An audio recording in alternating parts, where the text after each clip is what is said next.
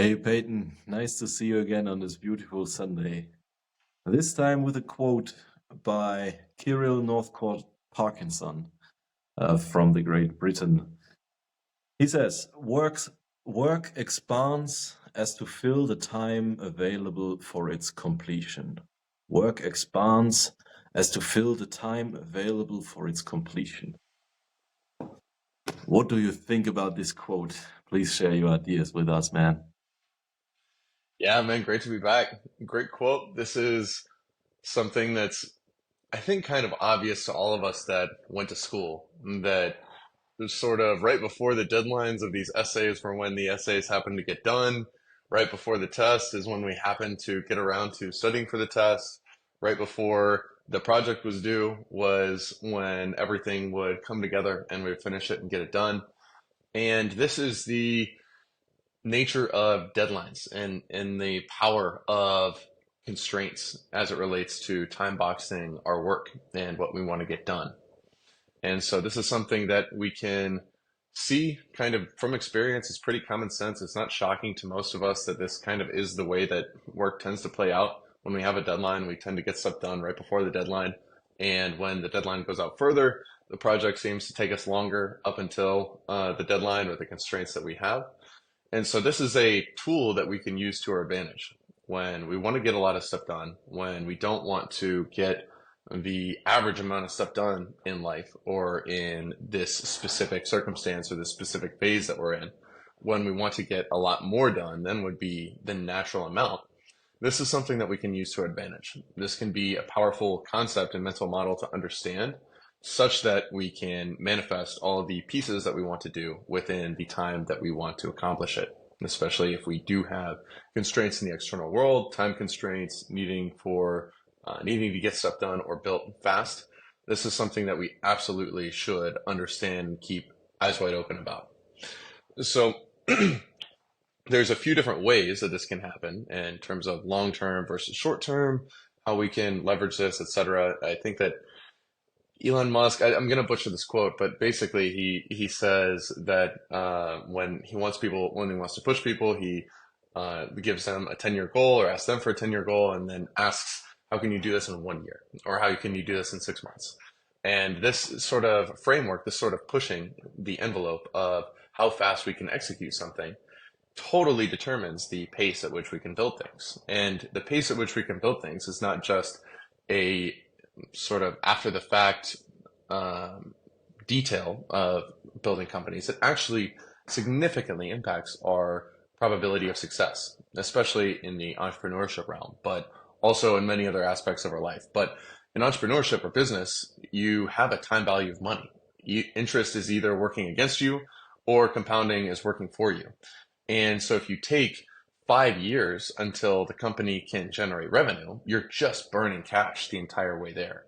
And when you're trying to build something new within the company, it works the same way, kind of on a smaller scale. And so the pace at which we can execute, the pace at which we can iterate, actually vastly changes the odds that we're going to win the game and that we're going to generate cash flows prior to losing all the cash that we have in the bank, especially for startups, especially for pre-revenue businesses or for startups within existing businesses. Speed is a huge deal, and a bias for action, a pushing the envelope of speed and pace actually makes a giant difference in terms of what you can do, how big you can build over the same course of time. And so how can we leverage this? So obviously the big goal, breaking it down and doing it in how can we do the 10-year goal in 1 year?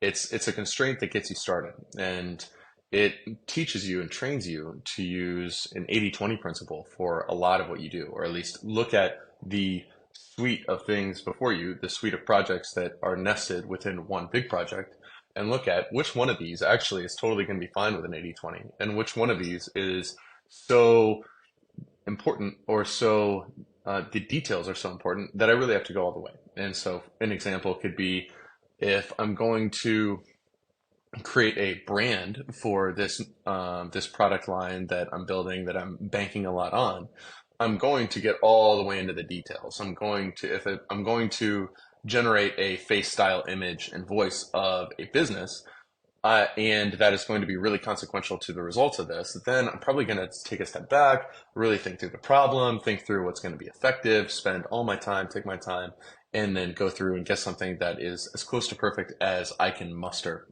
within the constraints of my limitations and abilities. But a lot of stuff is not like that. A lot of stuff, you just need something that works, that is an 80-20, where you generate something, it's effective, it's practical, and then you ship it. You put it out into the real world.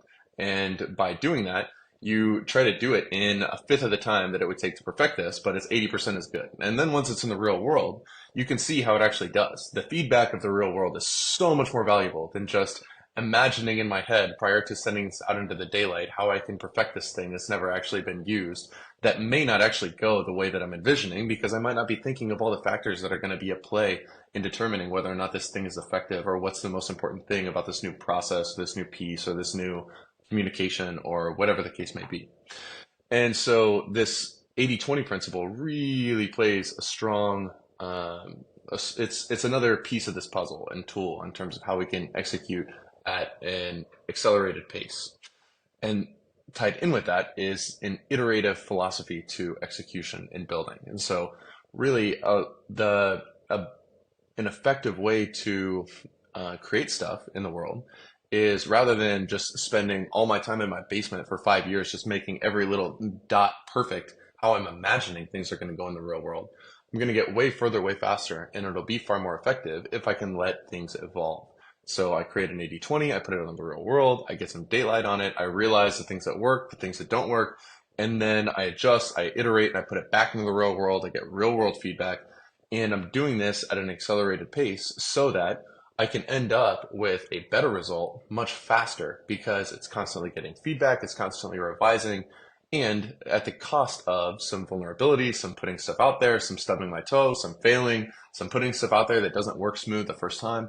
All these things are a necessary cost of being able to ship and iterate fast and be lean and have real world feedback integrated into the things that we're building along the way, as opposed to retrofitted after something has been so fully developed and solidified that it really cannot incorporate the feedback of reality. And so it's actually less effective despite taking longer.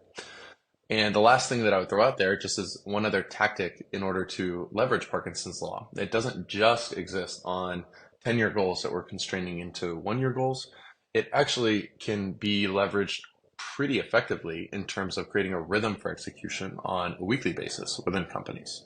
So my company, my main company, runs on EOS, and one of the core tenets of EOS is a weekly meeting cadence, which it has the same agenda every week. We go through the to-do list, we go through the scorecard of how things are going, blah, blah, blah. But the to-do list is, in my view, one of the biggest, most powerful pieces of this. And so with accountability, with all 6 of us in the room, we're all saying that, okay, these are the 3 things that I'm going to take care of and accomplish this week. These are the 4 things that you're going to take care of this week. These are the 2 things that this guy's going to take care of this week. We all have this to-do list every week of these sub-projects and things that we need to do in order to keep things moving forward. And that weekly rhythm, that weekly deadline, is really a game changer in terms of the pace at which we execute. Because rather than just having something that's on somebody's to-do list with no deadline, it might stay out there for 3 weeks, and then we check in and, oh, I ran into this, and so I don't know what to do next, or blah, blah, blah.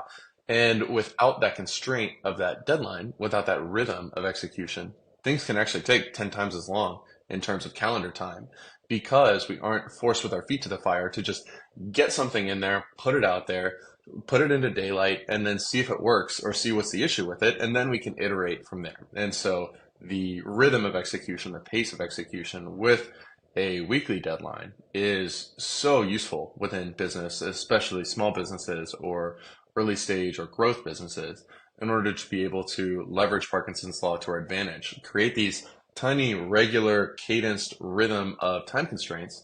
And then that weekly deadline forces us to take a look at everything that we need to push it forward, and we have that public but soft accountability with each other every week on, are we getting our stuff done? Are we moving things forward? And then, of course, these sorts of things also apply equally to our personal life. If we want to get projects done, and really speaking of projects especially, not necessarily habits, this is more relevant to project-based work where we really want deadlines, we want these constraints, and an 80/20 bias is generally very beneficial.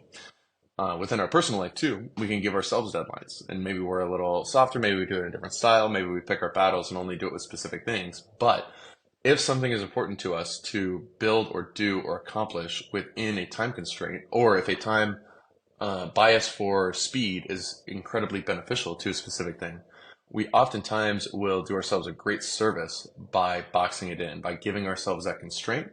And then it'll take exactly the same amount of hours of work, but that work will happen a lot sooner. And so we'll be able to get it out there, we'll be able to iterate and end up with something much better in a much faster period of time. So here's some of the tactics I use around Parkinson's Law that I find really beneficial. And some of these I've found so transformational to my businesses and the way that we've been able to execute. And I'm always looking for more ways to apply this to my personal life as well, and those kinds of projects. What about you? What do you think about Parkinson's Law as a Scrum Master or as an author in your personal life? Hey, great insights and great ideas that you shared with us, especially the fast iterations where you have kind of these forcing functions for output, and so that you can shine a new light on it and iterate upon it again, so that you can compound the improvements according to your cycle time. And there you go.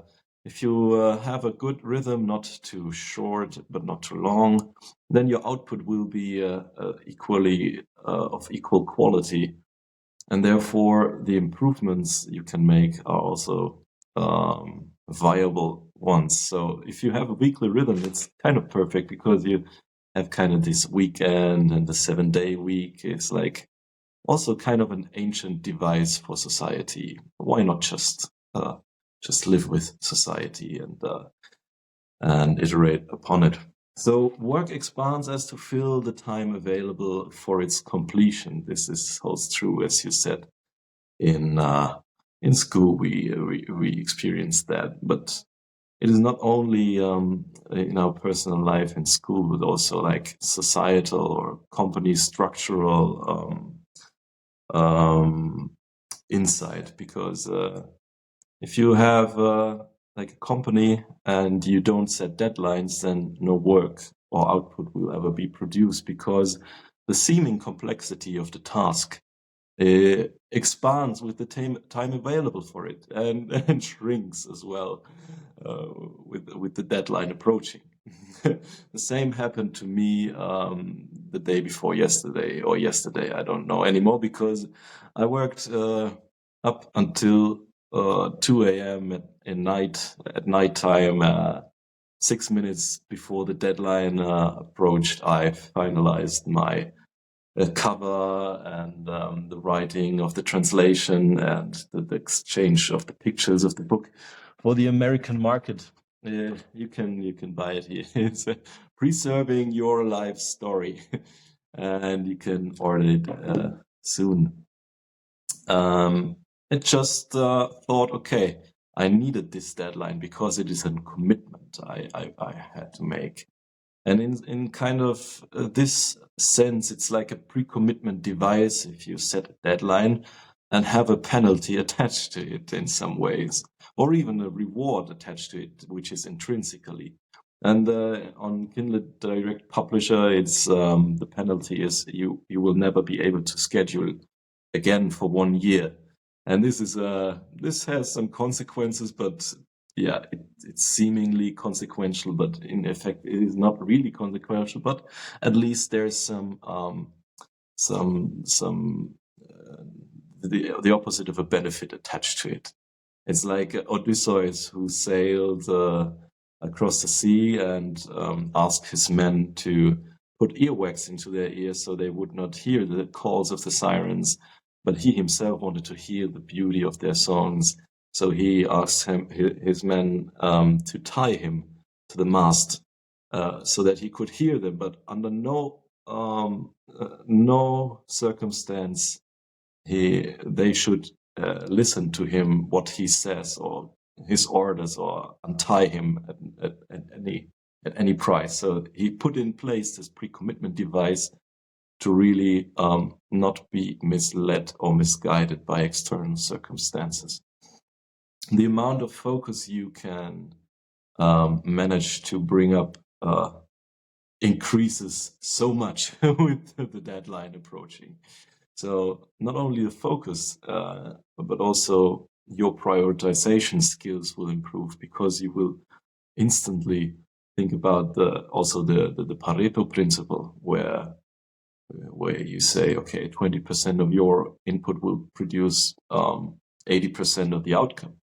So this is also an encouragement for us to be imperfectionists. Don't try to make it perfect, because in the real world, perfectionism is nothing else than procrastination. Because you think you want to make it perfect, but you don't see that reality works differently. It improves by iterations. It's improved by being exposed to reality and gaining real-world feedback from it.